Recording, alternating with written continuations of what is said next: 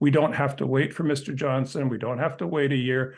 The task that's before us is to protect the next election. And I would like the government to table comprehensive legislation this year. He was once Canada's senior-most civil servant, in charge of the federal cabinet for over 3 years. Now Michael Wernick says there's no need to wait for David Johnston to finish his mandate before introducing tougher laws targeting foreign interference in Canadian elections. The underlying issue is confidence in our democratic processes, and there's already a kind of a current out there, fueled in social media and dog whistle tweets, which is questioning the legitimacy of past elections and probably is setting us up to question the legitimacy of the next elections. Wernick highlights that nothing in Johnston's role as special rapporteur means MPs can't do something before he finishes his work.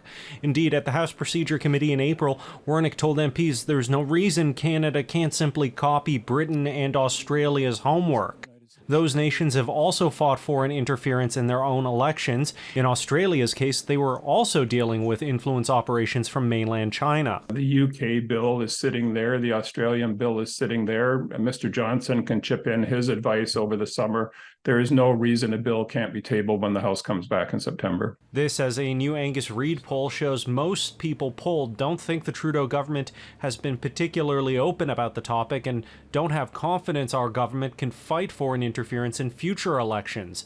And a plurality of those polled say David Johnston is not the right person to lead matters going forward. It's clear that even as an outsider looking in, there is a lack of impartiality, or at least the semblance of, right? It doesn't mean that you're doing something wrong. It just means that there's a potential appearance for a conflict. Political analyst Karim Boulos says he thinks opposition parties are using the issue to their own advantage and don't appear interested in introducing legislation to fight foreign interference. The House of Commons passed a non-binding motion calling for an inquiry in March, but Boulos highlights that nothing more serious has emerged. They've had ample opportunity. They've had more than their share of, more than enough time to put something forward concrete and insist and impose. Mr. Trudeau has a minority government.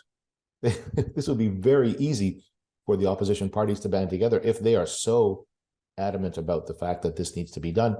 It could be done. In Ottawa, Shally Lee, City News.